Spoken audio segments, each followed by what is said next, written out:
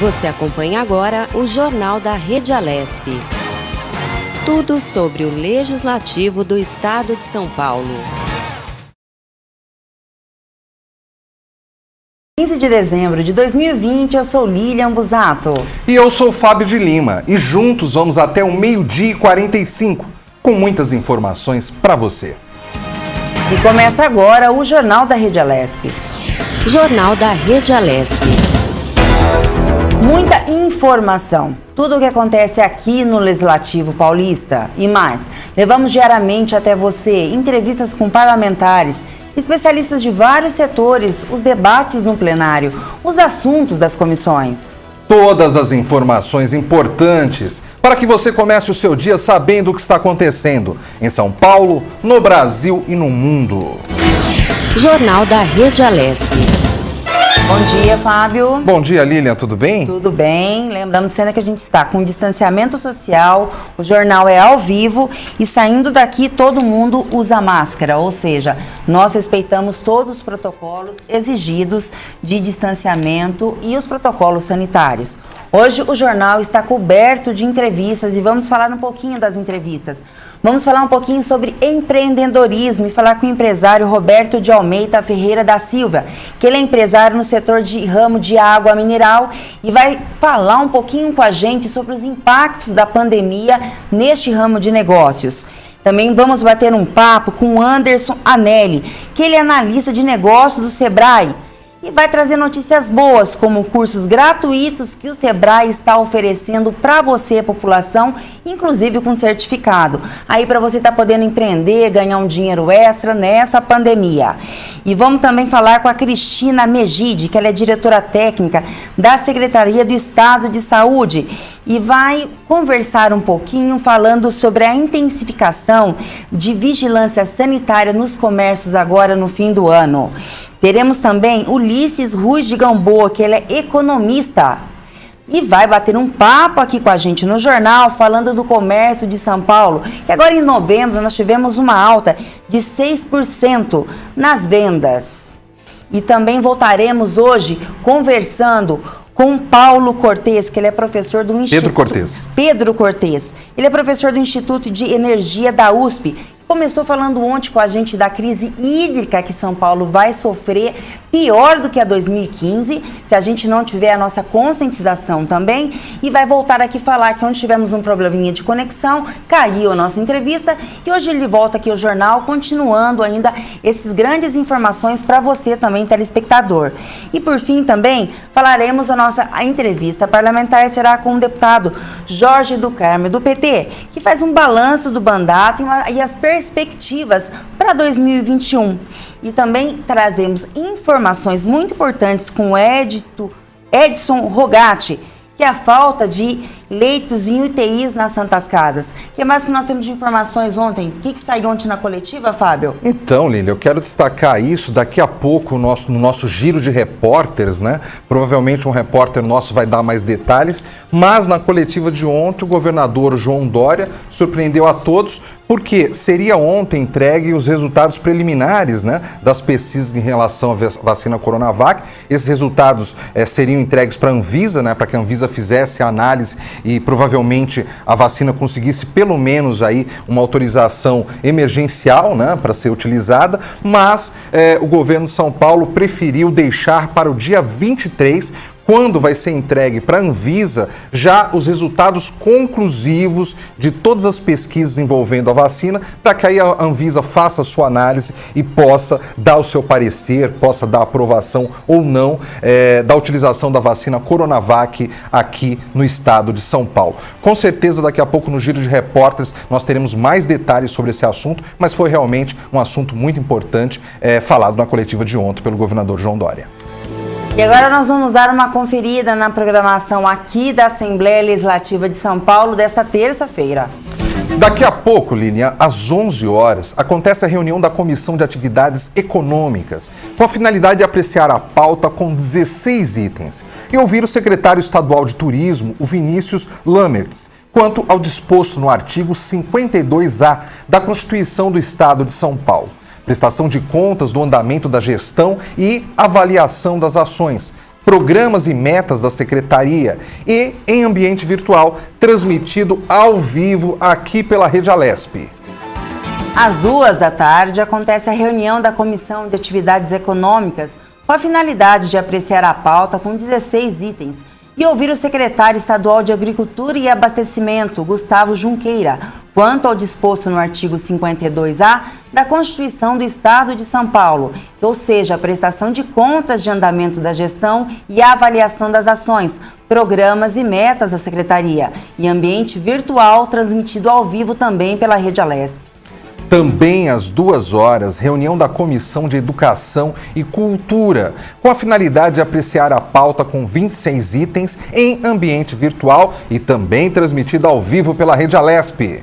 Ainda às 14h, nós teremos a reunião da Comissão de Saúde com a finalidade de apreciar a pauta com 18 itens e receber o senhor Giancarlo Gorenstein, que é o secretário de Estado de Saúde, para prestar contas sobre o andamento de sua gestão, nos termos também do artigo 52A da Constituição Estadual, e apresentar o relatório quadrimestral de gestão referente ao segundo quadrimestre de 2020, conforme previsão expressa no artigo 36, parágrafo 5º da Lei Complementar 141 de 2012, que ocorrerá também em ambiente virtual, transmitidas ao vivo aqui pela Rede Alesp. E às 14h30 está prevista a 112ª sessão ordinária expediente, a ser realizada no plenário Juscelino Kubitschek. E às 15h, reunião da Comissão de Transportes e Comunicações, com a finalidade de receber o senhor secretário de Estado de Logística e Transportes, João Octaviano Neto, para prestar contas sobre o andamento de sua gestão nos termos do artigo 52A da Constituição Estadual, em ambiente virtual e, mais uma vez, transmitido ao vivo aqui pela Rede Alesp. Indo às 4h30, está prevista a 112ª sessão ordinária, a ordem do dia, no plenário Juscelino Kubitschek. Jornal da Rede Hoje a casa está bem Alesp. movimentada, hein? Exatamente. E o interessante, Lilian, é que a gente transmite tudo, né? Então, para quem está em casa e quer saber o que está acontecendo no Legislativo Paulista, não saia de frente da TV, não saia de frente do YouTube, porque todos os nossos programas estão lá, disponíveis ou ao vivo ou gravados, para que você não perca nada sobre o Legislativo Paulista.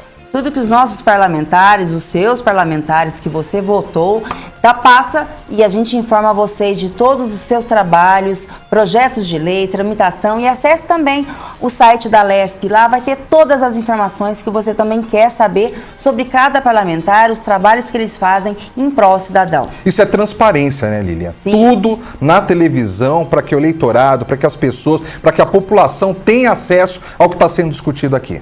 Com certeza, a transparência é um dos requisitos, né, de um bom administrador público e a exigência da administração.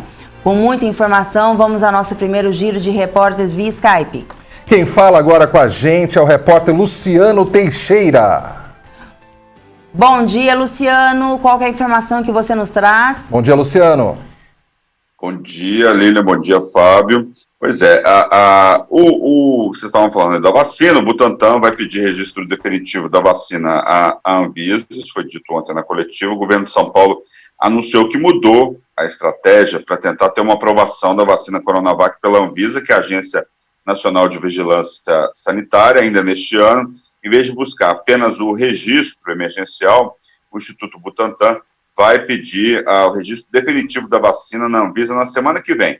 Ao mesmo tempo, será feito o mesmo na agência equivalente na China. A entrega do resultado, dos resultados preliminares dos estudos da fase 3, com dados de segurança e eficácia do imunizante produzido pela chinesa Sinovac, estava prevista para hoje, né, mas foi adiada para a próxima semana, no dia 23 de dezembro, né, véspera ali do Natal, antevéspera do Natal.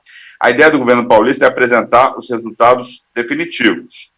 A mudança na estratégia é mais um capítulo da chamada Guerra das Vacinas travada entre o governo de São Paulo e o presidente Jair Bolsonaro, né? Com os resultados finais da Coronavac, aposta que a agência reguladora chinesa registre a vacina em poucos dias. Com isso, o governo de São Paulo vai recorrer à lei aprovada em fevereiro deste ano, que permite o registro para uso de vacinas aprovadas em agências norte-americanas, europeias, japonesas e chinesas em até 72 horas após a liberação do local.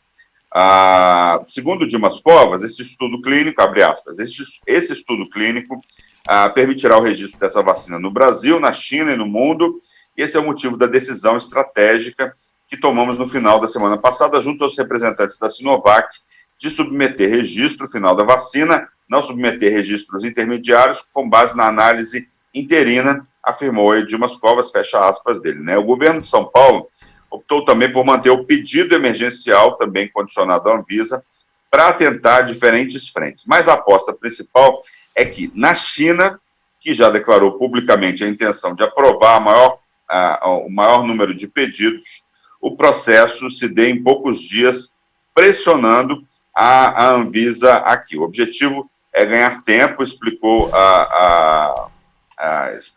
o governador. Ele disse assim: na prática, optar por registrar vacina com estudo conclusivo garantirá a agilidade e a solicitação será simultânea na Anvisa, na agência chinesa de medicamentos. O governador disse que os estudos clínicos da vacina chegaram ao número de 170 infectados entre voluntários, o que ultrapassa o mínimo de 161 pessoas contaminadas para analisar a eficácia do imunizante. Assim, é conveniente esperar até a semana que vem para já entregar dados adicionais do estudo à Anvisa. O Dimas Covas, do Butantan, adiantou que a previsão é de que a Coronavac tenha pelo menos 500 milhões de doses disponibilizadas para uso mundial no primeiro semestre de 2021. Na China, o imunizante já está sendo aplicado de forma emergencial na população. Os números apresentados pelo governo paulista ontem, né, evidenciam a piora da pandemia no estado. A média móvel de internações diárias vem crescendo desde a primeira semana de novembro e agora apresenta 1.435 pessoas hospitalizadas todos os dias. Diante desse cenário, o secretário estadual de Saúde, Jean Gorenstein, afirmou que o estado abriu 2.000 novos leitos de UTI e pretende ampliar os leitos de enfermaria nos próximos dias. A taxa de ocupação dos leitos de UTI no estado é de 59,8%. No início de novembro, essa taxa chegou a ser de 40%. E na Grande São Paulo, os leitos de UTI têm 65,5% de ocupação. Atualmente, São Paulo tem 4.634 pessoas internadas em UTI com a Covid-19, enquanto 6.001 pessoas com a doença estão hospitalizados em leitos de enfermaria. Falando um pouco aqui de Assembleia Legislativa, um ato solene aí debateu ontem, né, propostas voltadas à agilidade no processo de adoção de crianças, né? Foi realizado na segunda-feira, discutiu políticas públicas voltadas à celeridade do processo de adoção de bebês em São Paulo.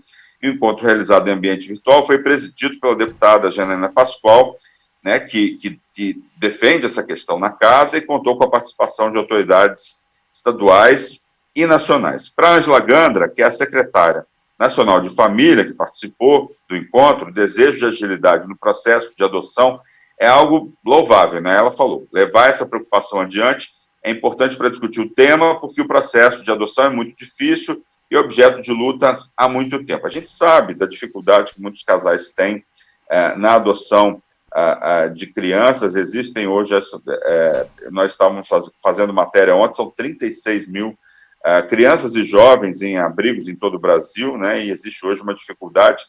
Tem pessoas que esperam até 6 anos na fila, então o pessoal está pedindo para que, né, isso seja agilizado, para que essas crianças não fiquem muito tempo nessas entidades, nesses lares, né. Na ocasião, os participantes debateram aí a minuta de um projeto de lei que deverá ser protocolado na LESP, que prevê que toda família que estiver na fila de adoção no estado de São Paulo poderá funcionar como família acolhedora, desde que esteja ciente da possibilidade de a criança voltar para a família biológica. Então, pode receber a criança no primeiro momento, aí, né, aquela primeira acolhida da criança, vamos dizer assim. O texto estabelece ainda que a família acolhedora deverá ter prioridade para ficar com a criança, caso ela fique disponível para adoção. A deputada Janaína Pascoal explicou que tentou escrever um projeto que privilegiasse, né, um encontro aí de almas, que abrisse as portas para oportunidades e que respeitasse a legislação federal. Ela falou o seguinte: entre idas e vindas, as crianças ficam anos em situação de conflito e acabam envelhecendo em abrigos ou passando de família em família. A ideia é que as pessoas preparadas, que tenham recebido uma criança temporariamente, possam ficar com elas caso, no fim do conflito, o menor não volte para a família biológica e a justiça decida pela adoção. O deputado delegado Olim, do Progressistas, considerou a proposta importante porque deverá ajudar as crianças paulistas, né? Ele falou: se as crianças estão na fila de adoção, por que não as deixar com a família acolhedora que já tem algum vínculo? Acho que essa minuta de projeto é inteligente, temos que brigar pela aprovação dessa proposta. Eu acompanhei ontem a solenidade, a deputada Janaína Pascoal apresentou essa minuta, colocou para que outros deputados, outras pessoas acrescentassem ideias e tal, para que o projeto passe pela casa, né, depois de ser discutido aí com outros deputados, com outras entidades da sociedade civil, para que, no final das contas, né, Lilian e Fábio, tenha a mesma celeridade na adoção dessas crianças que, como a deputada falou, ficam aí anos no orfanato à espera de uma adoção. A fila hoje é enorme, existe uma burocracia enorme. É claro que é preciso se verificar, é claro que é preciso ter critérios para a adoção dessas crianças, né? Mas é preciso também acelerar, porque o tempo de adoção hoje está muito demorado. Hoje, uma outra notícia, me interrompam se o tempo estiver estourado. Nós já estamos chegando no final. As últimas considerações suas, Lu, que com certeza você vai voltar aqui mais no final do jornal para trazer informações. Chegando a considerações finais, você tem mais alguma notícia importante? Vou falar rapidinho aqui, me interrompa, Lili, quando você achar que o tempo estiver acabando aí.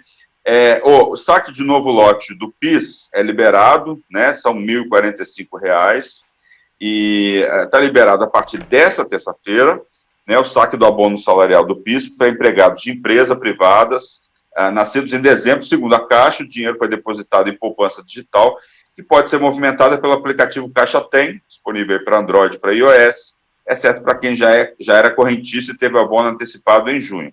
O pagamento desse abono salarial do PIS/PASEP é para quem trabalhou com carteira assinada ou como funcionário público em 2019. Para ter direito, é preciso preencher alguns requisitos, como ter recebido, em média, até 2 salários mínimos por mês. Como eu falei, o valor pago é de um salário mínimo, R$ 1.045, e varia de acordo com o tempo trabalhado. Se a pessoa trabalhou o ano todo, recebe um salário mínimo. Se trabalhou um mês, ganha proporcional de 1/12 desse mínimo. São essas as informações que a gente tem no momento. Se precisarem, é só chamar que a gente volta com mais notícias aqui no Jornal da Rede Alesp. Luciano Teixeira, obrigado e tenha um bom dia. Obrigado, Lilian. Obrigado, Fábio. Obrigado a você, Luciano. Deixar é muita informação, né? Hoje a casa está bem movimentada, muitos projetos, comissões em andamento, tentando... Final de ano, né, Lilian? Com certeza, final de ano, com certeza. A casa é movimentada o ano inteiro, mas final de ano sempre tem alguns detalhes, alguns ajustes ali que precisam ser concluídos. Não dá para deixar para depois, não dá para deixar para o ano que vem. Então, por isso, toda essa correria aqui nos próximos dias. Com certeza. E voltando a mais informações aqui da casa, a Lei Orçamentária Anual para 2021, em tramitação aqui na Alesp, foi tema de destaque no debate durante a sessão plenária ordinária dessa semana. Em discursos na tribuna, deputados cobraram mais compromisso de quem recebe os recursos de emendas parlamentares previstas no orçamento. Na ocasião, a deputada Janaína Pascoal, do PSL, que se mostrou favorável ao parecer elaborado pelo deputado delegado Olim, do Progressistas, relator do projeto de lei 627/2020, na Comissão de Finanças, Orçamento e Planejamento, diz que é preciso alterar o valor destinado a gastos com publicidade institucional. Ainda comentando a proposta de lei orçamentária de 2021, ela também explicou que a pessoa responsável por receber e administrar os recursos de emendas parlamentares precisam de se comprometer com a execução da verba, porque algumas vezes acabamos perdendo esses valores porque essas pessoas não fazem a sua parte. Além deles, o deputado Castelo Branco, do PSL, também falou sobre orçamento para o ano que vem, com destaque para a quantidade de recursos destinados à Fundação de Amparo à Pesquisa do Estado de São Paulo, a chamada FAPESP. Outro assunto abordado durante o expediente foi a violência contra agentes de segurança pública no estado. Ao citar a morte de um investigador da polícia responsável pela elaboração de retratos falados, que também foi vítima da Covid-19, o deputado Coronel Telhada, do Progressistas, disse que é uma perda muito grande, tanto para a família quanto para a sociedade e segurança pública como um todo. Jornal da Rede Alesp. E vamos à nossa primeira entrevista. E o Jornal da Rede Alesp fala agora com Roberto de Almeida Ferreira da Silva. Ele é empresário no ramo de água mineral e nos fala sobre o impacto da pandemia na venda dessa água. Bom dia, Roberto. Seja bem-vindo ao Jornal da Rede Alesp. Bom dia, tudo bem com vocês? Tudo bom com você? Tudo bem. Roberto, eu gostaria já de abrir aqui a nossa entrevista te perguntando o seguinte: de que forma a pandemia que nós ainda estamos vivendo atrapalhou o setor de água mineral? Olha, a pandemia houve uma restrição muito grande do comércio, com fechamento de shopping, bar, restaurante, buffet, festa e shows e eventos. E com isso houve uma queda muito expressiva na venda, principalmente da linha descartável, que é a linha de copo, a linha de 510, a linha com gás e a linha de 1,5 litro. Então nós tivemos uma queda aí por volta de uns 50% de venda. E em compensação, como o pessoal ele ficou muito tempo em casa, o pessoal teve que trabalhar home office e o pessoal permaneceu mais em casa, houve um aumento de venda da linha retornável, que é a linha do 10 e do 20 litros. Então, essa linha aí houve um aumento de 20% de venda. Roberto, bom dia. Quem fala é Lília. Mais uma vez a gente agradece a sua participação aqui no Jornal da Rede Alesp, trazendo informações de utilidade pública para o telespectador. Roberto, você disse que teve uma queda de 50% de venda, né, num setor, e teve um aumento de 20% de venda na linha de descartáveis. Você poderia estar falando para o telespectador qual é a diferença? Inclusive também agora, falando em novembro, a gente vai ter uma entrevista logo mais, está falando que subiu as vendas em 6%. Como que também está o setor hoje de vocês neste mês? No mês de novembro e dezembro, no caso, né? Não, olha, na realidade, na pandemia foi o que eu falei, teve essa redução de 50% na linha descartável, 20% de aumento da linha retornável. A linha de retornável é aquele garrafão de 10 e 20 litros que o entregador leva em casa para o cliente. Agora, a partir de setembro, já começou a haver uma recuperação do setor. E o mês de outubro foi fantástico para a gente, porque nós tivemos aí praticamente 15 dias com temperatura na faixa aí de 40 graus no estado de São Paulo inteiro. E então a venda aumentou muito, a gente trabalhou com capacidade máxima. Então foi importante para nós. Eu acredito que a venda agora ela permanece no mesmo patamar assim dos anos anteriores, mas vai ser difícil a gente recuperar, porque nós ficamos 4 meses trabalhando com uma queda muito grande. Então, mas o setor agora voltou à normalidade, mesmo não tendo shows, não tendo buffets, o setor está voltando à normalidade.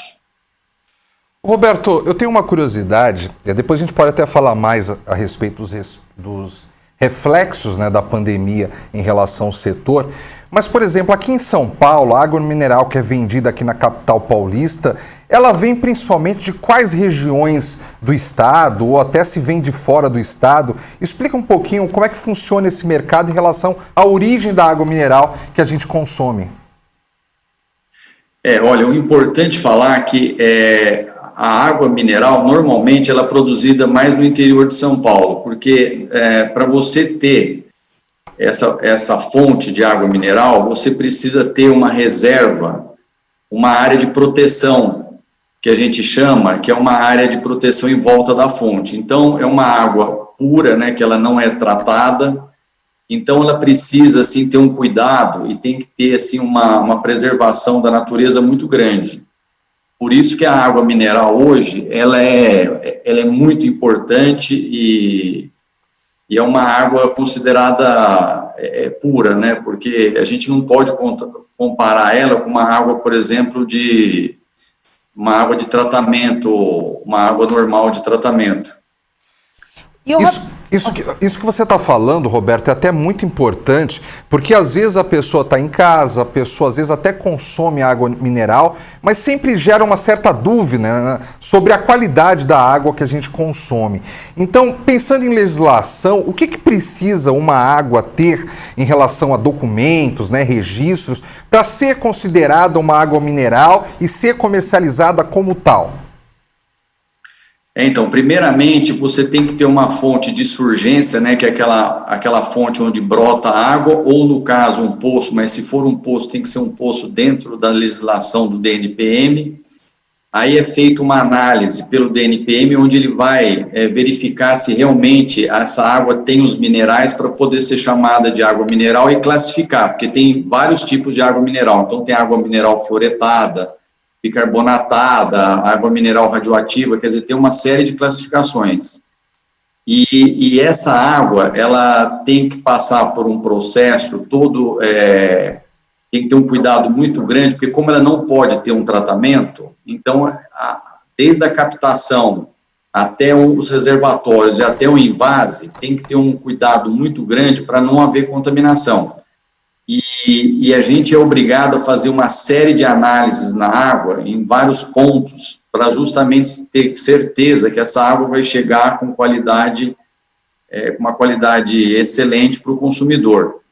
E hoje o Cefaz de São Paulo, ele instituiu agora, a partir de 1º de janeiro, um selo, um selo fiscal, que vai ser obrigado a colocar nos garrafões de 10 e 20 litros, justamente para você ter mais certeza da procedência do produto. Então, nesse selo fiscal vai ter a marca da água e uma numeração, uma sequência numérica, onde vai ter que bater com o rótulo. Então, dificilmente vai poder haver uma adulteração do produto.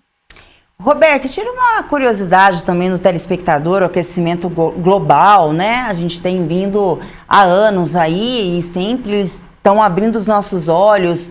Falta de água no mundo. Como é que está a fonte de produção dessa fonte de surgência de produção de água mineral? Ela vem abaixando a produção ou ela consegue se manter independente do aquecimento e da situação hoje que o mundo vive? Olha, o setor nosso é um setor muito preocupado com a água, justamente porque é a fonte nossa de riqueza. Então, hoje, todas as fontes têm que ter um sistema de telemetria onde a gente calcula o que você pode retirar, por exemplo, de um poço. Você não pode trabalhar 24 horas, então você tem todo um cálculo para você saber o que você pode retirar, porque esse poço ele tem que ser reabastecido e para não haver justamente essa diminuição de nível. Então, a gente está sempre controlando. E tem também aquela questão que eu falei que normalmente as fontes de água mineral têm toda uma proteção, uma reserva florestal em volta, justamente para manter essa água. Ô Roberto, agora voltando a falar um pouquinho aí da crise pandêmica, que gera também uma crise econômica, né? No setor do comércio em geral, muitos estabelecimentos tiveram que fechar suas portas principalmente ali no ápice da pandemia, e infelizmente alguns não conseguiram reabrir depois, né? Acabaram falindo. Em relação aos comércios de água mineral, você conhece empresas que tiveram que fechar as portas devido à crise econômica, que tiveram que despedir funcionários e que depois muitas nem conseguiram reabrir? Isso também ocorreu no setor que você atua? Olha, ocorreu porque a gente depende muito dos distribuidores de água, porque nós fornecemos água para os distribuidores repassam para o comércio. E os distribuidores já não vinham com uma situação financeira muito boa, então teve vários distribuidores que mesmo depois que terminou esses 4 meses de pandemia, eles não conseguiram reabrir. E, inclusive, gerou problema para nós, porque aumentou muito a inadimplência, muitos distribuidores não conseguiram pagar os produtos que eles tinham comprado da gente, e muitos distribuidores fecharam as portas e não voltaram mais. Em relação a embalagens, outra dúvida que sempre o consumidor tem é que ele pensa assim, depois que eu utilizo aqueles garrafões de 20 litros, né? Qual que é o destino daquilo? Aquilo passa por uma higienização correta? Sempre isso é um assunto até um pouco polêmico. Explica pra gente como é que é feita a higienização daqueles garrafões, até para passar segurança realmente para quem está nos assistindo, saber que a forma que é feita essa higienização não possibilita que haja contaminação da água mineral, pelo menos quando é comercializado por empresas sérias, claro. Então, quando o garrafão chega na fonte, primeiramente ele é inspecionado por pessoas treinadas, então a gente faz uma avaliação olfativa e uma avaliação visual.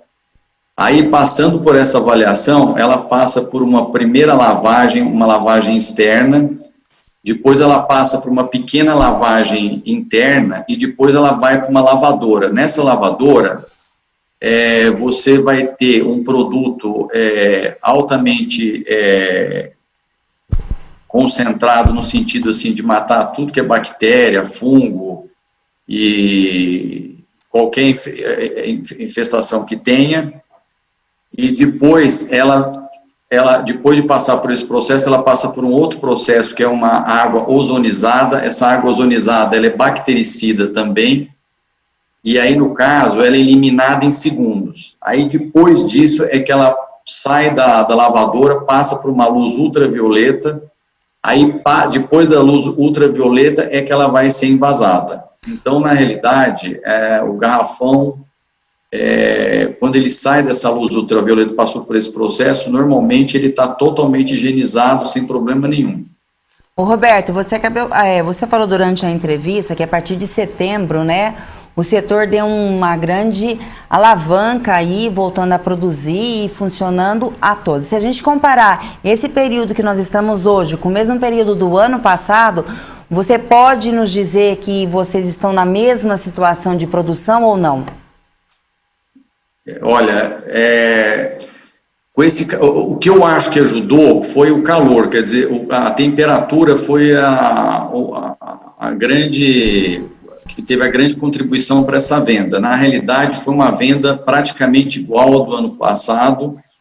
Então, nós estamos setembro, outubro e novembro, nós estamos com uma venda praticamente no mesmo patamar, sendo que a gente ainda não está contando com os bufês que estão fechados, não está tendo show, porque a linha descartável, ela precisa muito de shows, de eventos, de conferência, de festa, e nós não estamos tendo isso. Mesmo assim, a venda está muito boa. Ô Roberto, você agora há pouco, você falou que existem vários tipos de água mineral. Eu não sei se água mineral, aquela coisa que a gente fala das águas funcionais, se é disso que você está falando. Porque existem pessoas que dizem que determinadas águas minerais servem, ajudam, né, para o funcionamento, sei lá, do fígado, dos rins. Isso, de alguma forma, interfere no mercado, quer dizer, serve como diferencial, ou o mercado brasileiro não reconhece esse tipo de coisa comercialmente? Olha, infelizmente é o que acontece. Na realidade, a gente não explora direito esse tipo de variedade de água mineral. Na realidade, se você, por exemplo, for na França, você vai encontrar água mineral específica mais para idoso, específica mais para criança, porque realmente lá eles valorizam, então tem uma diferenciação. Aqui no Brasil é tudo como água mineral. Agora, o que está acontecendo é que está entrando no mercado as águas adicionadas de sais. E o mercado também não está preparado para essa diferenciação. Então, às vezes, você está tomando uma água adicionada de sais, que não é a mesma coisa de uma água mineral. Então, isso aí, acho que o nosso setor deveria investir mais, né, em publicidade, em marketing, né, para tentar explicar para o consumidor qual é a diferença. Porque a água adicionada de sais é uma água que você pode tirar da rede de abastecimento, fazer uma osmose reversa e depois adicionar os minerais. Só que você fazendo isso, você, tipo assim, não tem a mesma qualidade de uma água mineral, porque uma água de tratamento, ela, mesmo você fazendo osmose reversa, você vai ter uma concentração de chumbo, de ferro, de herbicida, sei lá, que você tem na água, você não tira. Então, a qualidade é totalmente diferente. Roberto, indo para as considerações finais, qual a perspectiva que você tem para o ano de 2021 como empreendedor? Olha, as perspectivas são as melhores, porque primeiro a gente está esperando que realmente essa vacina venha, né, e no caso, ela vindo, no caso, a gente está com esperança que abra esses buffets, volta esses shows, principalmente aqui no nosso interior, esses shows essas festas sertaneja, e a gente está com esperança também que normalize essa parte de embalagem, porque nós estamos tendo muito problema com falta de embalagem, e no caso, a economia como um todo, acho que ela vai voltar a crescer e crescendo puxa o nosso setor também. Nesse momento, até que a gente tem passado aí pela pandemia, houve uma união do setor maior, Roberto? Vocês que são empreendedores dessa área, que estão todo mundo ali meio que no mesmo barco, né, passando por uma crise econômica, superando uma crise econômica, você acha que o setor conseguiu se unir um pouquinho mais? Olha, por incrível que pareça, eu acho que sim, viu? Porque, inclusive, essa história do Zoom, do home office, a nossa associação, a BINAN, né, a Associação Brasileira de Indústria de Água Mineral, ela agora está fazendo mais reuniões e tem a participação agora de gente do Brasil inteiro, porque antigamente a gente fazia uma reunião, vinha uns gatos pingados. Hoje você faz uma reunião, aí aparece 80 engarrafadores, então vem gente do Pará, vem gente do Nordeste, vem do Sul, então está tendo maior trocas de informações e então isso é importante para o setor. E o Jornal da Rede Alesp falou agora com Roberto de Almeida Ferreira da Silva, ele é empreendedor no ramo de água mineral. Roberto, muito obrigada pela entrevista e tenha um bom dia. Olha, obrigado a vocês, um abraço a todos, viu? Bom dia, bom trabalho, Roberto. Muito obrigado. Obrigada. É um assunto bem interessante, né? Água mineral ninguém vive sem, né? Sim, hoje em dia, né, só aumenta, né, o consumo de água mineral no Brasil e no mundo, né? E água, né? Água sempre é um assunto fundamental para ser discutido, porque fala-se, né, cientistas, pesquisadores, que a água do mundo não é finita, né? Não é infinita, né? Com é finita. Certeza. Então a gente sempre se preocupa realmente com o futuro dessa água, com o futuro das nascentes, né? E então falar sobre isso daí é entender um pouquinho melhor como está a situação nesse setor. Com certeza, Fábio. E voltamos a mais informações aqui. Ato solene discute a celeridade na adoção de bebês na Assembleia Legislativa de São Paulo. Isso mesmo, Lilian. O evento que aconteceu em ambiente virtual foi presidido pela deputada Janaína Pascoal, do PSL. É mais uma reunião da Frente Parlamentar pela Celeridade na adoção de bebês, que acabou, na verdade, abrindo um pouco do seu objeto de interesse inicial. Eu convidei muitas pessoas a participarem dessa reunião porque preparei uma minuta de projeto de lei que, se houver um consenso nesse nosso diálogo, será protocolizado ainda esta semana. Se não houver, podemos esperar um pouco mais para amadurecer o texto, não tem problema. O encontro teve a participação da secretária nacional da Família, Ângela Gandara. Em primeiro lugar, agradecer muito a Jana por estar levando esse projeto, a preocupação adiante para que a gente possa discutir. É louvável o desejo de celeridade. Eu lembro que quando eu entrei para o governo, eu quis até fazer um projeto que era adoção 9 meses de gestação. Eu queria que a coisa fosse muito rápida, que seguisse a própria a trajetória de um bebê, que 9 meses fosse um máximo de tempo, né? E já no primeiro momento eu também recebi muitas críticas, porque falando, tu não tem experiência de como esse processo é difícil, né? E é uma trajetória que está sendo objeto de luta por muito tempo, e eu mesma fui amadurecendo, né, no entendimento. Embora haja cerca de 36 mil pessoas interessadas em adotar uma criança no Brasil, ainda existem quase 34 mil crianças e adolescentes vivendo em casas de acolhimento por todo o país, de acordo com dados do Conselho Nacional de Justiça. Segundo esse levantamento, 83% das crianças têm mais de 10 anos e apenas 2,7% dos pretendentes aceitam adotar uma criança acima dessa idade. Para a deputada Janaína Pascoal, é preciso pensar em maneiras de acelerar o processo de adoção. Eu gostaria de, antes de passar a palavra para o próximo participante, esclarecer um pouquinho esse ponto que a doutora Ângela levantou. Ela está falando do artigo 1º da minuta que eu distribuí aos participantes da nossa reunião. O que diz o artigo 1º? No estado de São Paulo, toda família que se encontrar na fila para a adoção poderá funcionar como família acolhedora, desde que seja cientificada da possibilidade de a criança ou adolescente acolhido voltar para a família biológica. Parágrafo único. No caso do caput, ou seja, uma família já habilitada receber uma criança como família acolhedora, a família que funcionar como acolhedora terá prioridade na adoção daquela criança ou adolescente por ela acolhida. O ato solene também teve a participação do juiz Gabriel Sormani, da Vara Criminal e da Infância e Juventude de Taboão da Serra.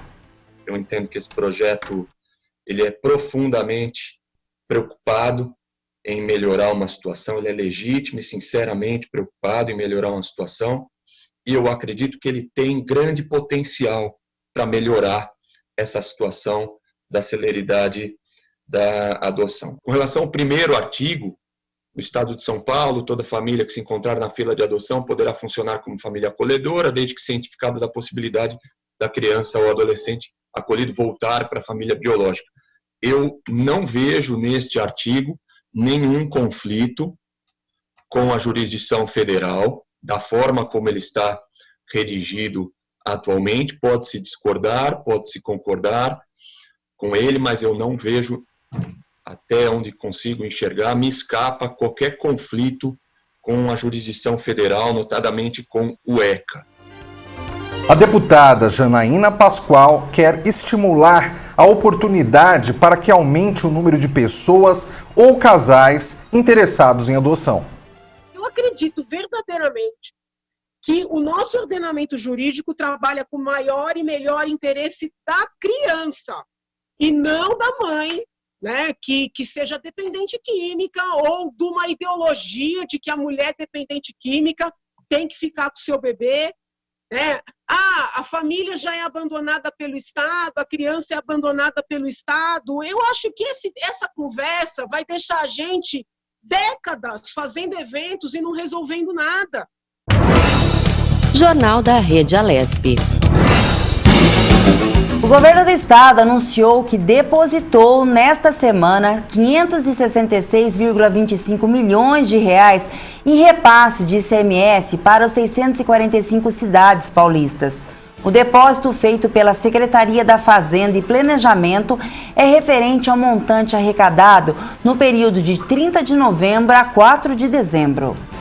Os valores correspondem a 25% da arrecadação do imposto, que são distribuídos às administrações municipais com base na aplicação do Índice de Participação dos Municípios, o IPM, definido para cada cidade. No mês de dezembro, a estimativa é transferir às prefeituras o total de 2,97 bilhões de reais em repasses de ICMS. Os depósitos semanais são realizados por meio da Secretaria da Fazenda e Planejamento sempre até o segundo dia útil de cada semana, conforme prevê a Lei Complementar número 63, de 11/1 de 1990. Nos 11 meses deste ano, segundo a Secretaria da Fazenda e Planejamento, nos 11 meses deste ano foram depositados 26,77 bilhões aos municípios paulistas. Jornal da Rede Alesp.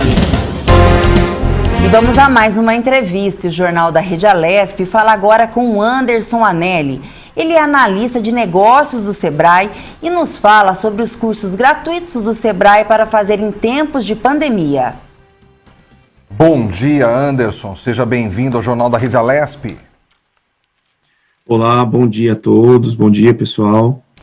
Anderson, para começar aqui o nosso bate-papo, quais são os cursos oferecidos gratuitos para pessoas que querem empreender nesta época de pandemia, para gerar renda, montar o seu negócio? O que o Sebrae está oferecendo? O Sebrae tem uma gama de vários cursos aí para quem quer empreender, né? Em especial, nós aplicamos os cursos do programa Empreenda Rápido, né? Que são 2 módulos. Dentro desse programa Empreenda Rápido, nós temos o curso chamado SuperMEI Primeiros Passos, que é para aquele empreendedor que ele está se planejando, né? Ele quer abrir uma empresa e ele tem dúvidas sobre o mercado, sobre quanto que ele precisa, como administrar isso. Então, o Sebrae ele auxilia através desse curso chamado SuperMEI Primeiros Passos a esse empreendedor, oferecendo informações que vão auxiliá-lo no planejamento para abrir essa empresa. Uma outra modalidade de curso é o curso SuperMEI Organize Seu Negócio. Esse já é para aquele empreendedor que já está atuando, né? Mas precisa de uma ajuda para organizar as finanças da empresa, organizar a parte de gestão. Por hora, em tempos de pandemia, essas são algumas das soluções que o Sebrae está oferecendo para ajudar o empreendedor.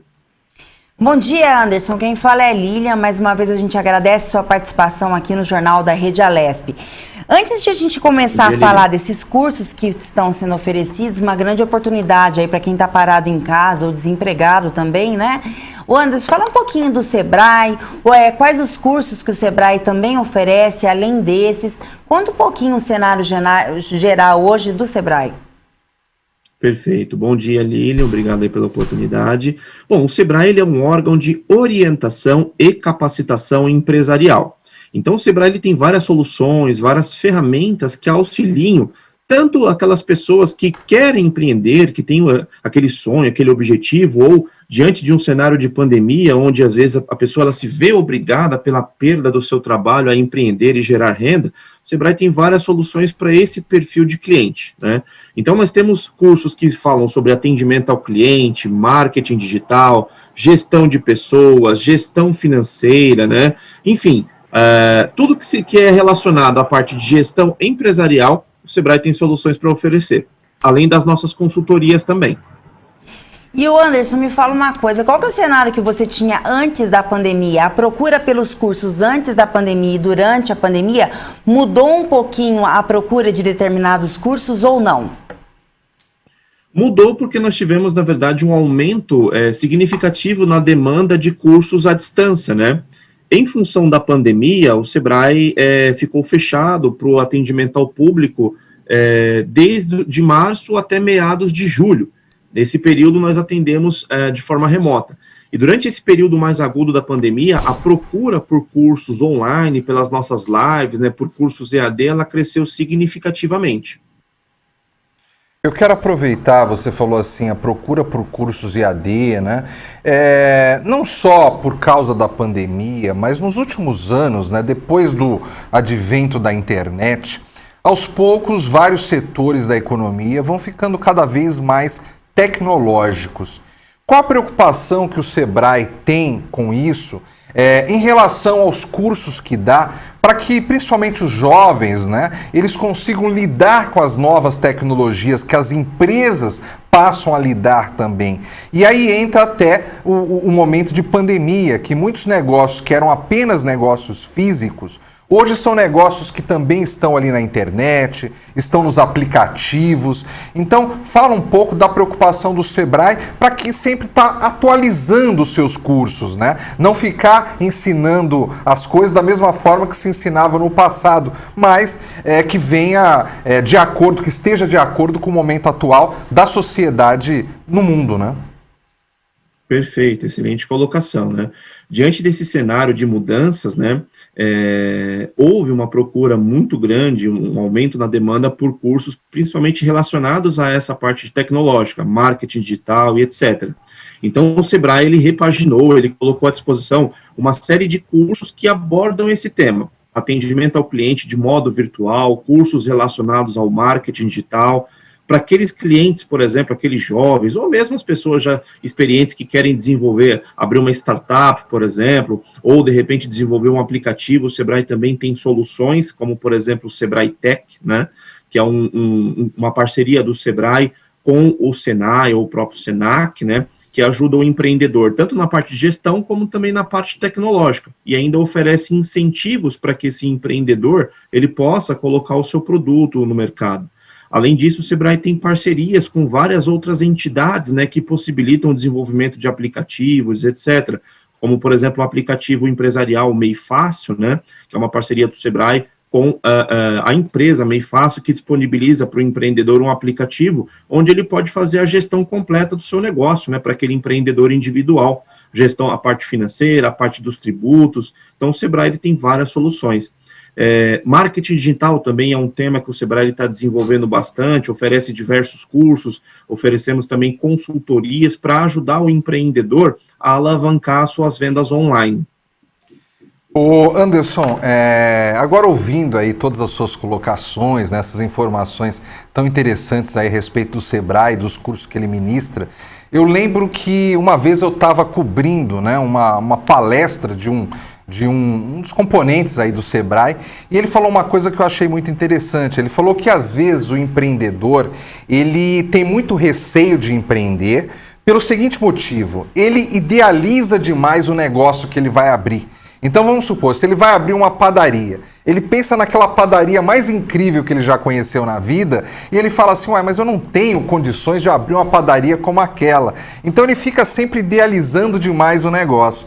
E eu queria perguntar para você, as pessoas que procuram o Sebrae, às vezes, querendo empreender, elas realmente, às vezes, elas têm grandes ideias, mas elas não sabem como colocar aquelas ideias em práticas. Às vezes elas têm muita dúvida em relação à gestão, em relação a finanças. Às vezes são grandes ideias, mas grandes ideias que são um pouco difíceis de sair do papel? Sim, isso é um fato, né? Isso acontece nos nossos atendimentos diários, posso afirmar, né? Os empreendedores, eles têm uma característica, né, que é justamente essa. Uma das características do empreendedor é você idealizar algo, você identificar uma oportunidade que talvez não esteja sendo totalmente atendida e tentar investir nessa área. Só que às vezes falta informação, falta incentivo, falta investimento, e o Sebrae está aí para ajudar nesse sentido. O curso que eu mencionei no início, aquele curso que é os primeiros passos, né, para aquele empreendedor que pretende abrir uma empresa, ele possibilita o conhecimento, onde o empreendedor ele vai justamente colocar suas ideias no papel, avaliar o mercado, avaliar o quanto que ele precisa para abrir essa empresa, avaliar se essa ideia que ele tem inovadora, se vai realmente atender o público que ele pretende e se, principalmente, se vai trazer o retorno esperado para ele, né? E após essa participação nessa capacitação e nas consultorias do Sebrae, o Sebrae disponibiliza também, em parceria com o Banco do Povo Paulista, uma alternativa de linha de crédito com uma taxa bem baixa, para que esse empreendedor ele possa tornar possível, né, tornar realidade essa ideia de negócios, esse sonho que ele tem. O Anderson, e fala uma coisa pra gente, qual que é o curso hoje mais procurado? Hoje são os cursos relacionados a atendimento e marketing digital e planejamento. Esses 3 temas estão, digamos assim, em alta em termos de demanda. E fala para o telespectador quais são os requisitos para fazer a inscrição, o que precisa, o que é necessário para começar um curso dentro do Sebrae. Perfeito. Bom, a pessoa ela tem que ter um mínimo de 18 anos. Uma pessoa que tem, por exemplo, 16 anos, ela pode participar desde que ela tenha autorização de algum maior de idade responsável por ela, né? Ou caso ela seja emancipada, mas esse é o pré-requisito. Ter 18 anos e ter esse objetivo de empreender, né? Ou que já tem um negócio em andamento. Esses são os pré-requisitos. E a pessoa ela também tem que ter um cadastro no Sebrae para que nós possamos fazer a inscrição dessa pessoa no curso e oferecer os nossos atendimentos para ela. Ô Anderson, ainda tentando entender um pouquinho o perfil das pessoas que procuram, às vezes, vocês para abrir negócios. Muitas vezes, a falta de informações sobre gestão é o que faz que muitos pequenos empresários acabem abrindo um negócio e, às vezes, esse negócio acabe fechando as portas muito rapidamente, porque o empresário, às vezes, a impressão que eu tenho, me corrija se eu estiver errado, é que ele tem ideias sobre o negócio, mas aquela coisa que é chata, mas que é extremamente necessária por parte do empreendedor, que é acompanhar ali o balanço, né? Que ele entender um pouco a contabilidade do negócio dele, para que lado está indo, para que lado ele deve seguir. Me parece que muita gente acaba tendo dificuldade nisso. Vocês reconhecem também que esse é um dos principais problemas que levam pequenos empresários a fecharem rapidamente seus negócios? Sim, eu reconheço isso, e é uma pergunta interessante, porque assim, hoje em dia existem vários estudos, né, que apontam que cerca de 80% das empresas, das novas empresas que elas abrem empresários, né, que abrem o seu próprio negócio, acabam fechando, né, as portas antes do 2º ano de vida, mas principalmente por falta de planejamento e gestão. Né? Então, esse é um ponto muito importante, que o empreendedor ele não tem, digamos assim, esse conhecimento, essa informação. O que ocorre na maioria das vezes o empreendedor ele acaba perdendo o seu trabalho e se vendo diante de uma situação onde ele é obrigado a empreender. Às vezes, nesse período de pandemia, as pessoas estão perdendo o seu trabalho, estão batendo nas portas aí para tentar se recolocar e não estão conseguindo. A alternativa encontrada por esses potenciais empresários é empreender, abrir a empresa. Só que fazem isso sem um planejamento, sem organizar as informações, sem avaliar a viabilidade, a ideia do negócio, sem saber se de fato esse negócio vai trazer o retorno desejado. E acabam pegando aquele recurso que tem e investindo sem nenhum tipo de planejamento e sem nenhum tipo de conhecimento de gestão. Então, o que ocorre? De maneira geral, o empreendedor, ele tem aquele conhecimento técnico, ele tem aquela vontade, aquele desejo de empreender. Mas quando você passa a estar à frente de um negócio próprio, você precisa atuar de maneira estratégica. Pensar o negócio, estabelecer parcerias, buscar fornecedores, buscar meios para viabilizar o crescimento da empresa. Então não basta você saber fazer, você também precisa se planejar e agir de maneira estratégica, né? Então isso acontece. O que falta para o empreendedor é essa parte de gestão, esse conhecimento de planejamento, ele não tem assim a noção da importância que isso tem. E o Sebrae está aí para ajudar e colocar para ele as soluções, né, para que ele possa, digamos, suprir essa necessidade de informação. Muito interessante isso que está passando para a gente. Então, estratégia, planejamento, infelizmente ainda são áreas que o empreendedor patina bastante quando está abrindo o seu negócio.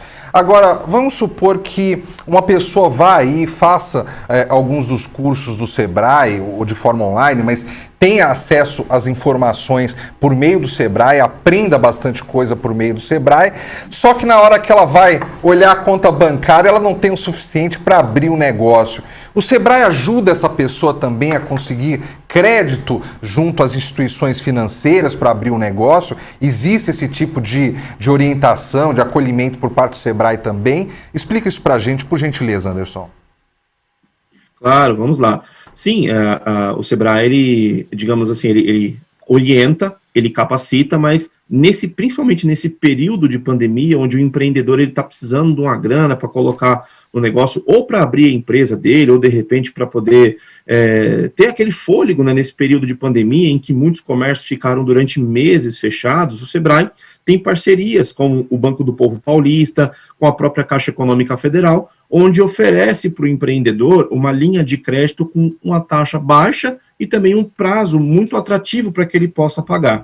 É importante ressaltar que, assim, o Sebrae ele não atua como entidade financeira, ou seja, não é o Sebrae que faz a avaliação e a concessão do crédito. O Sebrae ele coloca o recurso no mercado para que o banco parceiro, no caso, o Banco do Povo Paulista ou a própria Caixa Econômica Federal, possa fazer toda a avaliação do crédito. Então, funciona assim. Através desse programa, o Empreenda Rápido, né, do curso do SuperMEI, ou Primeiros Passos, ou Organize Seu Negócio, após a conclusão, o empreendedor ele recebe um certificado. A partir do momento que ele recebe esse certificado, ele tem acesso a essa linha de crédito. Então, ele vai acessar a plataforma do Banco do Povo Paulista ou da própria Caixa Econômica Federal e pleitear o crédito. Ressalto mais uma vez, a avaliação do crédito é uma avaliação como qualquer outra. O empreendedor ele precisa, digamos, ele ter um score positivo, não ter restrições, né? Se ele for aprovado na análise do crédito, ele pode ter um acesso a uma linha de crédito bem atrativa, no valor de até 20 mil, para quem é microempreendedor individual, com uma taxa a partir de 0,35% ao mês. É uma taxa muito baixa para quem está precisando captar um recurso. Uma outra curiosidade que eu tenho, Anderson, é possível vocês que estão aí no dia a dia do Sebrae, com a experiência, com as informações, com os dados que vocês têm aí, apresentar, por exemplo, um perfil do empreendedor? São mais homens ou mais mulheres que empreendem? Mais ou menos em que faixa etária? Aqui em São Paulo existe região onde tem mais empreendedores que outra. É possível traçar um perfil médio da pessoa que procura o Sebrae querendo virar um empreendedor? Sim, é possível traçar um perfil, né? Isso a gente chama de persona, né? Que é uma, digamos assim, a característica do público de cada região. No entanto, assim, cabe ressaltar que o Sebrae, pelo menos onde eu atuo no Sebrae da região da Zona Sul de São Paulo, né? Zona Sul da capital paulista. E cada região, São Paulo é um estado que tem dimensões aí de um país, né? Então, é muito diversificado o público. Cada região tem suas características, cada região tem a sua persona, cada região tem um perfil de cliente. Na região onde eu atuo, são mais mulheres. E posso afirmar para você assim, que a procura por empreendimentos no segmento de moda e beleza e também comércio de alimentos, né, ela tem crescido muito nos últimos tempos, nos últimos 2 anos, digamos assim. Mas aqui na região, o perfil, a maior demanda, né, que nós temos é as mulheres, né, as girls que estão aí abrindo e empreendendo cada vez mais. Agora com Anderson Anelli, que ele é analista de negócios do Sebrae e falou sobre os cursos gratuitos para fazer em tempo de pandemia. A gente agradece a sua entrevista, Anderson, e tenha um bom dia e um bom trabalho. Bom dia a todos, sucesso, bons negócios e lembre-se sempre, não tem segredo, tem Sebrae. Se precisar, estamos à disposição. Perfeito, bom dia, bom trabalho, Anderson. Bom trabalho, Anderson, obrigada. E voltamos a mais informações aqui do Jornal da Rede Alesp. A 110ª sessão ordinária aconteceu no plenário Juscelino Kubitschek da tarde desta segunda-feira, dia 14 de dezembro. A primeira a usar a tribuna foi a deputada Janaína Pascoal, do PSL. A deputada falou sobre recursos a serem destinados ao Poder Judiciário no Orçamento 2021 e os pedidos de emendas parlamentares que tem recebido em seu gabinete. Se a pessoa mandou o ofício, pega o ofício, publica o ofício. Agora, não queira exigir que eu fique fazendo propaganda pessoal. Porque ou existe o interesse de ajudar a cidade, o interesse de ajudar aquela instituição, ou, na verdade, é apenas um interesse de autopromoção. Presidente, posso ter mais um minuto para encerrar aqui? Outra coisa que eu fiquei perplexa. A cidade de São Pedro. Um vereador mandou um ofício para pedir um poço artesiano. O valor é pequeno? É pequeno. Eu mandei lá, R$150 mil. É necessário que a cidade cumpra uma série de burocracias. Pois bem, não cumpriram. Agora estou correndo o risco de perder a emenda. E quando a minha assessora entrou em contato na prefeitura, a funcionária que atendeu disse: muito trabalho, muito difícil, o valor é muito alto que a gente vai ter que complementar. Ué, por que não falou isso quando a gente indicou a emenda? Na sequência dos trabalhos, o deputado Gil Diniz discursou sobre a vacina contra a Covid-19 em negociação pelo governo do estado de São Paulo. O governo tenta a todo custo enfiar essa vacina no povo paulista, no povo brasileiro, e não é pela saúde do brasileiro, não. É para mandar bilhões de dólares para o Partido Comunista Chinês. Ele usa a nossa saúde como se fosse aí uma mercadoria e quer nos impor essa vacina a todo custo. Inclusive, Coronel Telhada, deu já um prazo do início da vacinação, dia 25 de janeiro do próximo ano, mas não tem vacina. O deputado Castelo Branco, do PSL, ocupou a tribuna para falar sobre a peça orçamentária de 2021 e a destinação de recursos para a Fundação de Amparo à Pesquisa do Estado de São Paulo, a FAPESP. Estamos aqui com mais uma notícia triste do senhor governador do Estado de São Paulo. Aí está, o orçamento de São Paulo retira 454 milhões da FAPESP. Mais um engodo, né? Se não, vejamos. São apenas 2 slides, mas vai explicar bem o que está acontecendo. Está aí, ó. Ele fala uma coisa e faz outra. Não satisfeito por não...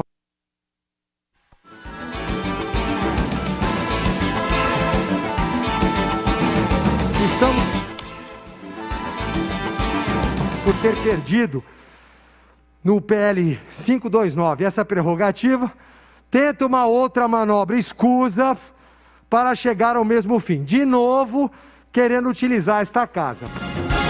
O deputado Coronel Telhada, do Progressistas, também fez uso da palavra para fazer a prestação de contas da destinação de uma de suas emendas parlamentares e também para falar sobre as medidas de controle da pandemia do novo coronavírus. Não é de estranhar que o Brasil esteja passando o que ele está passando. Uma guerra política dentro do Covid, um governador fazendo negócios com a China, querendo aplicar na população à força uma vacina que não é cientificamente comprovada. Tomara que ele faça isso, para que dê um efeito, um motivo a mais para a gente entrar com outro impeachment, né? Porque deixa bem claro um crime de irresponsabilidade do governador, quando ele quer impor à população algo que não é comprovadamente científico. Não é cientificamente comprovado. Então, eu até entendo como um crime de responsabilidade. Vem, então, vem, vamos ver. E outra coisa, essa guerra aí está trazendo um mal muito grande para a população. A população está sofrendo demais, pessoas há mais de 8 meses sem trabalhar, perdendo todos os seus negócios, passando necessidade. O pequeno e o grande expedientes da Assembleia Legislativa de São Paulo acontecem de segunda a sexta-feira, a partir das 2h30 da tarde, com transmissão ao vivo pela Rede Alesp. Jornal da Rede Alesp. Bares, restaurantes e museus voltam a ter medidas. Bares, restaurantes e museus voltam a ter medidas restritivas de funcionamento em Londres. Mas uma tentativa de impedir o avanço dos novos casos de coronavírus. O Ministério da Saúde do Reino Unido anunciou que a capital britânica passou para a fase de risco muito alto por conta da pandemia de Covid-19. O alerta significa o fechamento de hotéis, bares e restaurantes, além de centros culturais como cinemas, teatros e museus. O Reino Unido é o 8º país do mundo com mais casos confirmados de coronavírus, com mais de 1.800.000 infecções registradas. Além da capital inglesa, algumas outras cidades também entram na fase de alerta e estão proibidas várias atividades. Como reuniões em espaços fechados, entre pessoas que não sejam da mesma família, reuniões com mais de 6 pessoas em espaços abertos, bares e restaurantes só podem operar com delivery e mais. Ficam proibidas também, Fábio, hospedagens em hotéis, pousadas e albergues, exercício em grupos em lugares fechados como ginástica e dança, reuniões em igrejas que só podem permanecer abertas para visitas individuais ou em grupos familiares. Voltamos aqui a mais informações, né, Fábio? 1 em cada 3 brasileiros pretendem consumir menos bens e serviços em 2021. Essa é uma das conclusões da pesquisa Retratos da Sociedade Brasileira, feita pela Confederação Nacional do Comércio, a CNI, para avaliar os efeitos econômicos entre a população da Covid-19. Os dados mostram que 35% dos entrevistados planejam consumir menos no próximo ano, na comparação com o verificado antes da pandemia. Outros 41% declararam que vão consumir da mesma forma. Os números dão pistas a respeito dos impactos da pandemia sobre a disposição do brasileiro em consumir e sobre o que as famílias fizeram para enfrentar o período de dificuldades. Conforme a pesquisa, para 1/4 dos entrevistados, o principal motivo para justificar o desejo de consumir menos em 2021 é que, durante a pandemia, os brasileiros conseguiram economizar e, agora, esperam continuar fazendo isso. Os números mostram um dos impactos da pandemia sobre o orçamento brasileiro. Na prática, muitas famílias decidiram poupar mais ou gastar menos, por medo de que com a crise a renda diminua. Nos últimos meses, o próprio Banco Central vinha citando o fenômeno chamado de poupança precacional em seus documentos técnicos. Ô Lilian, eu fico pensando o seguinte, né? Para você gastar, você precisa ter segurança. Nós, a pessoa que está nos assistindo em casa nesse momento, se você está bem no seu trabalho, se o seu salário está legal, está sobrando um dinheiro ali no final do mês, você acaba, às vezes, comprando alguma coisa até financiado. Ou seja, para você investir, para você gastar, você precisa sentir segurança. No momento como esse que a gente vive, que a gente não sabe o dia de amanhã, a gente não sabe exatamente quando que nós teremos realmente a vacina, estaremos vacinados. A gente não sabe nem se depois da vacina nós conseguiremos ter uma vida normal, ou se a gente vai continuar precisando usar máscara e precisando tomar os mesmos cuidados que a gente toma hoje, o que é até bem provável, segundo alguns analistas aí da área de saúde. Como é que a pessoa vai pensar em gastar, vai pensar em comprar, vai pensar em investir, se ela não tem segurança de nenhum tipo? Ela não tem segurança em relação à saúde, ela não tem segurança em relação ao trabalho dela, ela não tem segurança sobre o dia de amanhã. Então, para mim, esse tipo de pesquisa que mostra realmente que as pessoas estarão mais cautelosas num futuro próximo, vai ao encontro do momento que nós estamos vivendo, né? Que é um momento bastante difícil, não só do ponto de vista sanitário, como do ponto de vista econômico e até em relação à vida cultural, né? A vida das pessoas, né? A gente não sabe como vai ser o nosso dia de amanhã. Essa que é a verdade. Ô Fábio, mas mesmo todo esse panorama que você passou pra gente aqui agora, eu discordo um pouquinho de você no sentido, pelo menos pelas entrevistas que nós fizemos hoje, mesmo com a pandemia, mesmo com o isolamento social, fechamento dos comércios, novembro e dezembro estão fechando positivo. Eles estão trabalhando com o mesmo patamar que trabalharam no ano anterior, nesse mesmo período. Então, eu acredito que a perspectiva para 2021 seja positiva, as coisas vão voltar a andar. E se você olhar para um outro lado, o Brasil cresceu ainda, continua crescendo. Porque mesmo com tudo que aconteceu, hoje a gente fala em economia, um monte de estabelecimentos fechados e com restrições, produzindo igualzinho se produzia o mesmo período em comparado com o ano passado. Verdade, verdade. Agora, sem querer entrar nesse detalhe, até porque seria melhor a gente escutar um economista, né, Lilian? Já vai ter um economista justamente para falar sobre isso. Mas o grande problema é que a base de comparação é muito fraca, Lilian. Nos últimos anos, o Brasil vinha enfrentando graves problemas econômicos. Então, realmente, são bons índices, eu concordo aí com o que você falou, mas se a gente for fazer base de comparação 2019, 2018, infelizmente é uma base de comparação fraca. Nós precisaríamos estar crescendo muito mais, não só nesse momento, mas nos últimos anos em nossa economia. Com certeza. Já vai vir um economista justamente para falar sobre o crescimento de novembro e dezembro do comércio, que o comércio teve um aumento de mais de 6% de vendas agora em novembro. Quem sabe não passa um cenário aí para 2021 mais positivo, porque eu sei que nós estamos com problemas de pandemia, teve muito desemprego, hoje o Brasil sofre com mais de 14 milhões de desempregados aí, é uma situação que tem que se preocupar, porém, vamos olhar o outro lado também e pensar que dias melhores virão, a vacina vai funcionar e as nossas vidas voltará ao normal, É o copo meio cheio e o copo meio vazio, né? Que lado que você quer olhar, não é isso? Com certeza. Com certeza. Enquanto isso, o primeiro-ministro francês, Jean Castex, anunciou que os museus na França, que seriam reabertos nesta terça-feira, terão que esperar até o início de janeiro para retomar as suas atividades. Sua explicação é que ainda não há condições sanitárias necessárias para a reabertura desses espaços. Isso mesmo, Lilian. O presidente da França, Emmanuel Macron, havia condicionado um relaxamento a uma redução dos novos casos diários do novo coronavírus a 5 mil. Mas o ministro da Saúde disse que esse objetivo não será alcançado. Atualmente, o país registra de 14 a 15 mil novos casos por dia. A estabilização dos contágios em quase o triplo da meta estabelecida pelo governo fez com que as autoridades ampliassem o toque de recolher para o período entre 8 da noite às 6 da manhã, inclusive no dia 31 de dezembro. Apenas no dia 24, essa medida não será aplicada, apesar do governo limitar os encontros a apenas 6 adultos. Até o momento, a França registra mais de 2 milhões e 300 mil casos confirmados do Covid-19, com 58 mil óbitos. Jornal da Rede Alesp. E vamos a mais uma entrevista aqui no Jornal da Rede Alesp. Vamos falando um pouco agora de saúde.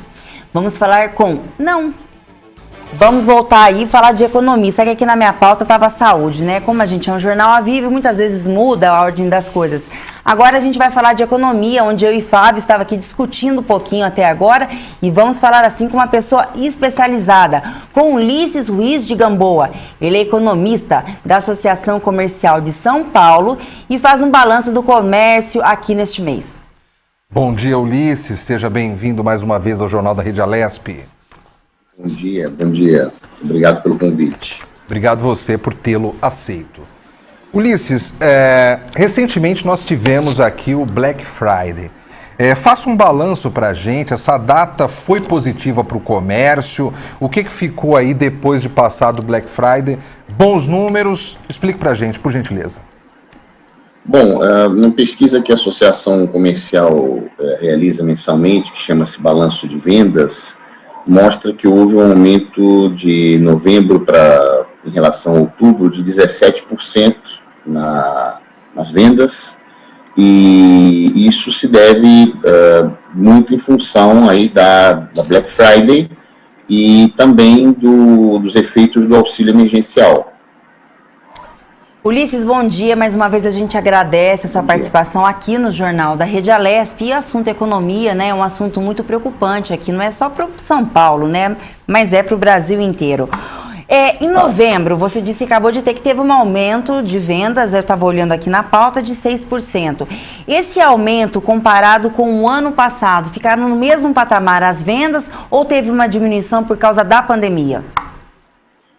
Vamos lá, eu estava dando dado de novembro em relação a outubro da nossa pesquisa. Esse dado que você está mencionando é o dado do IBGE, tá? Então, assim, houve um aumento de 6% em relação a novembro do ano passado, se a gente considera o varejo como um todo, incluindo veículos e material de construção. Se a gente não considera veículos e material de construção, o aumento foi maior, 8,3% em relação a novembro do ano passado. Esses são dados nacionais do IBGE, né? É uma base diferente. Mas, de qualquer forma, o que a gente tem notado a partir de julho é uma retomada das vendas do comércio. E, como eu dizia, o fator fundamental para essa retomada tem sido o auxílio emergencial, que tem servido como uma espécie de aumento de salário, vamos dizer assim. Ulisses, eu quero pegar o gancho no que você está falando, porque o auxílio emergencial, ele começou ali com um valor de R$600. Esse valor, muitas vezes, para uma pessoa que havia perdido o emprego, né, e que passou a não ter mais a renda do emprego, passou a contar com esses 600. Para aquela pessoa que já estava desempregada muito antes da pandemia, esses 600 não tinha nada e passa a ter 600. Mas para uma outra que perdeu o emprego, talvez ela ganhasse muito mais que os 600 e passou a contar apenas com 600. Mas mesmo assim, falando do montante, então, para o comércio, esse dinheiro que entrou na economia ajudou e ajudou muito. Foi fundamental pelo que você está falando, é isso mesmo? É isso mesmo, porque a gente tem que se lembrar que tem muita, Fábio, tem muita informalidade, né? Nós temos muita informalidade na economia brasileira. Então, esses R$600 para uma pessoa que tem um nível de salário mais alto ou que tinha um nível de salário mais alto pode parecer pouca coisa, mas não assim para a pessoa, como você mencionava, que está desempregada, ou mesmo para a pessoa que estava na informalidade. O efeito do auxílio emergencial não foi desprezível, ao contrário, ele foi muito importante e é ele que está sustentando essa recuperação. Para vocês terem uma ideia, vou pegar dados de setembro, tá? Setembro, se não tivesse o auxílio emergencial, o salário médio, considerando o setor formal e informal, teria caído quase 10%. Com o auxílio emergencial, houve um aumento de 4%. Então, você vai de uma queda de 10% para um aumento de 4%. Então, o efeito é muito forte, foi muito forte. E na verdade, ele deve se prolongar, mesmo ele tendo sido reduzido agora para esses últimos meses, ele deve também exercer um impacto positivo nas vendas em dezembro e fechar o ano, inclusive com a possibilidade de haver um pequeno avanço aí desse varejo mais restrito, né, do varejo que não inclui veículos e material de construção. A questão dos veículos é que os veículos foram muito afetados e continuam tendo queda nas vendas. Se você somar tudo, o varejo como um todo provavelmente vai ter queda, mas se a gente excluir veículos e material de construção, o varejo, vamos dizer assim, mais tradicional, digamos, provavelmente vai ter um pequeno aumento, inclusive. Ulisses, pelo tudo que você está dizendo agora, então, enquanto houver o auxílio emergencial, as pessoas estiverem recebendo, você acha que a economia vai continuar girando? E se o governo cortar esse auxílio emergencial, você acha que a gente vai entrar num colapso econômico? Não, mas vai haver não sei se um colapso econômico. Acho que um colapso econômico, vamos dizer assim, seria uma expressão talvez um pouco forte, mas provavelmente uma desaceleração no começo do ano que vem. Quer dizer, essa retomada pode perder um pouco de fôlego no começo do ano que vem. Claro que a gente está num cenário de muita incerteza, onde a gente também ainda não sabe dos desdobramentos da pandemia, tem agora a perspectiva de vacinação contra a Covid-19, então a gente tem aí alguns elementos, né, que escapam um tanto a previsão do ponto de vista econômico. Então, fica bem difícil fazer uma previsão um pouco mais longa no momento atual. Mas, dadas as condições, supondo que essa questão da pandemia comece a ser resolvida no começo do ano que vem, e dadas as condições atuais, a perspectiva, se houver o corte do auxílio emergencial, é realmente de ter uma perda de fôlego nessa retomada do varejo. Se a gente pegar esse varejo restrito que eu falava, de julho até agora novembro, o dado do IBGE, desculpa, termina em outubro, mas de julho a outubro há um aumento consistente em cada mês, né? Então, agora, como eu dizia, outubro contra outubro do ano passado, houve um aumento de 8,3%. Então, os efeitos sobre o comércio têm sido apreciáveis. Então, se o auxílio emergencial for cortado, evidentemente que a gente vai tirar um pouco de combustível dessa retomada. Agora, a gente tem que se lembrar, por outro lado, também, que o governo brasileiro está numa situação muito complicada em relação às suas contas. Então, esse auxílio emergencial, inclusive, e além da perda de arrecadação, esse ano está provocando um rombo fiscal histórico, né? Então, assim, o governo não tem muito lastro também para prolongar esse auxílio. Porém, é fato que o auxílio conta bastante. Ulisses, falando agora de Natal especificamente, no último final de semana, se você assistia os noticiários, se você lia aí os jornais, só se falava dos centros aqui de São Paulo de comércio popular, né, a 25 de março, o Brás, completamente lotados. A expectativa para o Natal é boa em relação às vendas? Olha, a expectativa, como eu disse, né, como a gente ainda tem esse fluxo aí de auxílio emergencial, a expectativa realmente é positiva para esse Natal. Inclusive, eu posso até, eu teria que ver aqui para fazer o comparativo, mas em relação ao dezembro, né, fechando o ano, poderia ter até um crescimento em relação ao ano passado. Não um crescimento muito vigoroso, muito grande, mas um crescimento que a essa altura do campeonato pode ser bastante favorável, tá? E, como eu dizia, isso está muito associado a esse auxílio emergencial. Agora, Ulisses, uma curiosidade. Nesse momento, as pessoas elas estão comprando à vista, prioritariamente, ou também a prazo, porque como ainda tem essa insegurança de quando vai haver a vacinação, às vezes eu acho que a pessoa se sente insegura de se comprometer ou comprometer a sua renda a médio e longo prazo. O que vocês da Associação Comercial têm notado em relação a isso, em relação a dívidas, né, a compras a prazo? Olha, as vendas, como você está mencionando, realmente elas têm se concentrado em vendas mais à vista, com menor uso do crédito, mas o crédito também tem sido um elemento importante, né? E dentro desses fatores que a gente mencionava, que explicam a recuperação do comércio, né, das vendas, existe também o fato da gente estar contando com taxa de juros mais baixas e uma maior disponibilidade de crédito, né? Então, assim, o crédito para a pessoa física, para o consumidor, ele está crescendo, ele talvez não esteja crescendo nos níveis que estava crescendo pré-pandemia, mas há um crescimento aí nessa concessão de crédito e com condições mais favoráveis. Então, isso também tem sido um elemento importante, embora você tenha uma concentração nas vendas chamadas à vista, né, conforme você está falando. Ulisses, a gente está, lógico, já no mês de dezembro e é sempre aquela pergunta básica que a gente tem quase feito para todos os entrevistados, principalmente nesse setor. Qual que é a expectativa para 2021?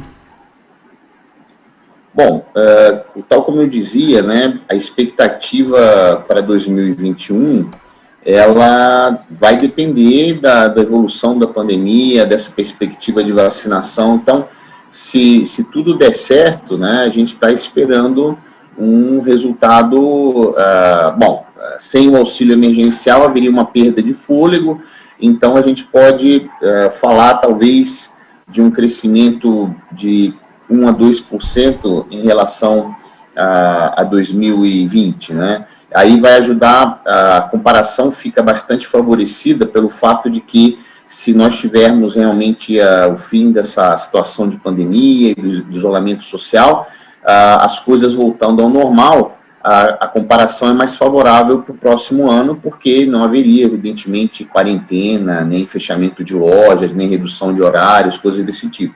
Então, isso aumentaria bastante, por um lado, as vendas, né? Mas a gente tem que se lembrar que vamos estar ainda, infelizmente, num cenário de desemprego elevado e num cenário onde, provavelmente, como eu dizia, né, a gente não vai estar mais contando com esse auxílio emergencial. Então, provavelmente, pode até haver uma redução em termos reais do salário, né? Então, o salário menor, desemprego maior, né? Isso daí compromete um tanto a recuperação. Acreditamos, o Banco Central e as projeções de mercado falam de manutenção de taxa básica, ou pelo menos de uma elevação pequena da taxa básica daqui até o fim do próximo ano.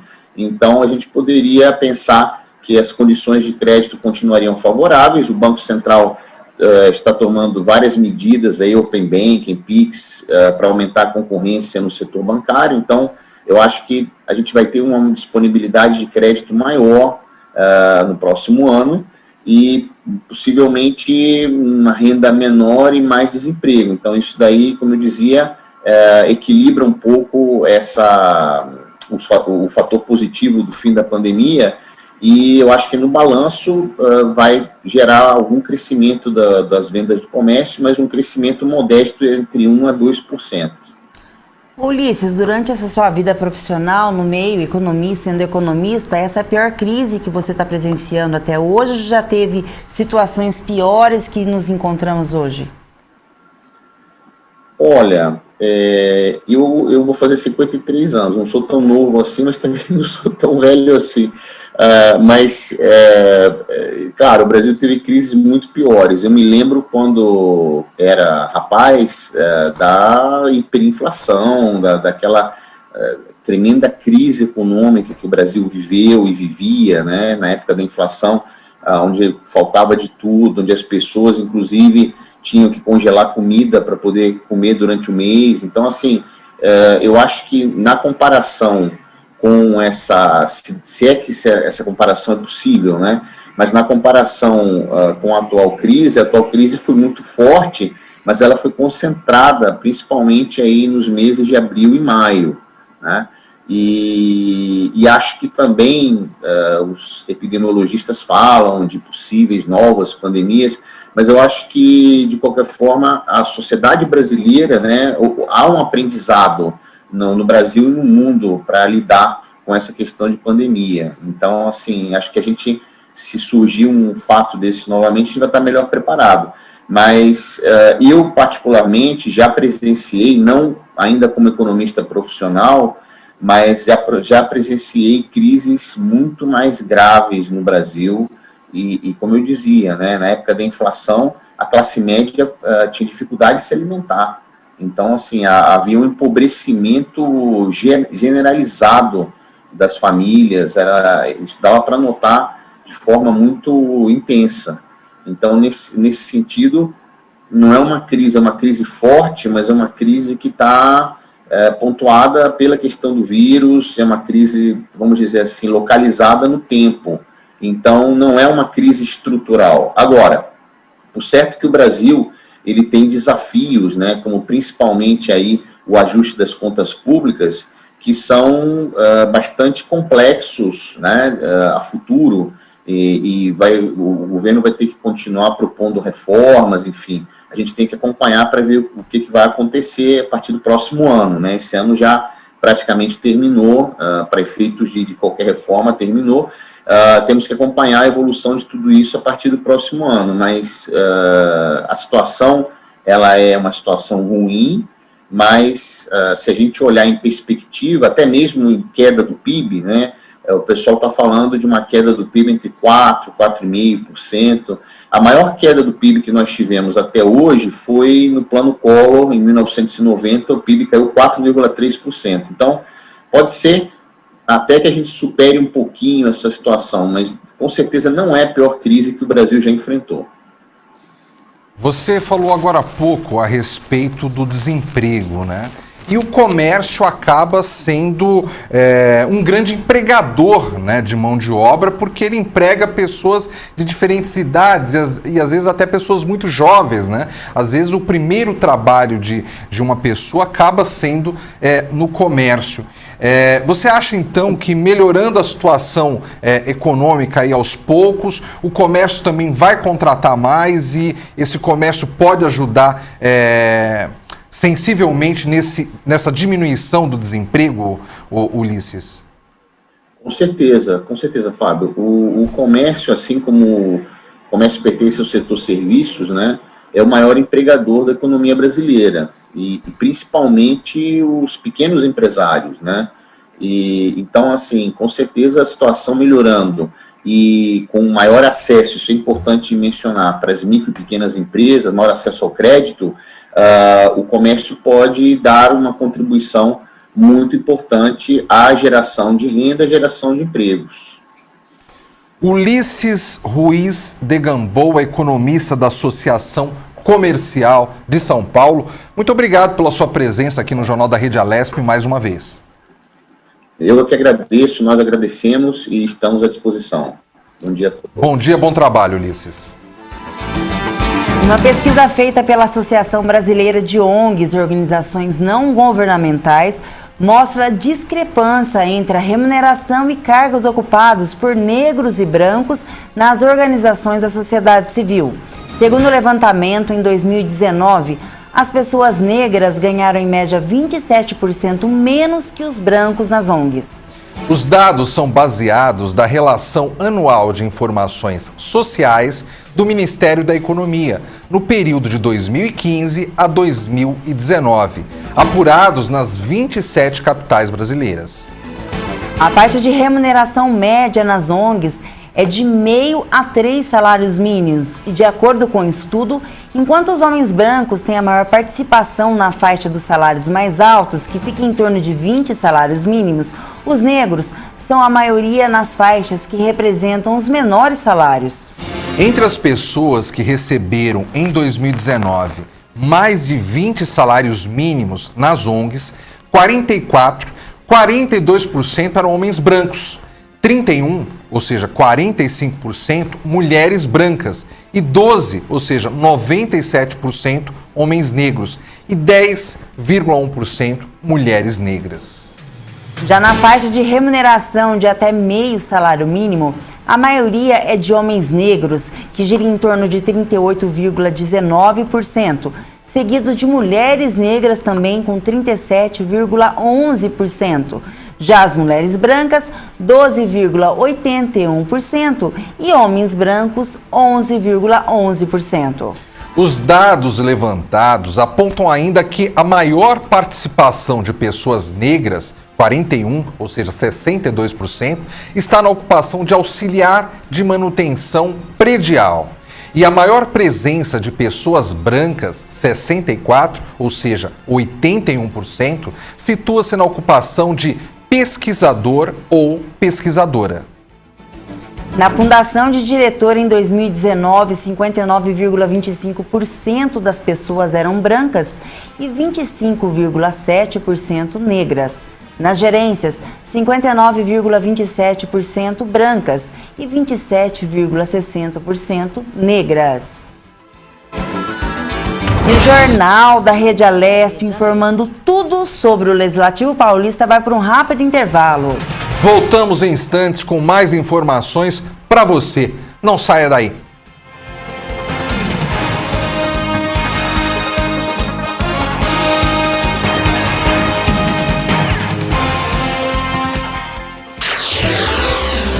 Você acompanha Jornal da Rede Alesp.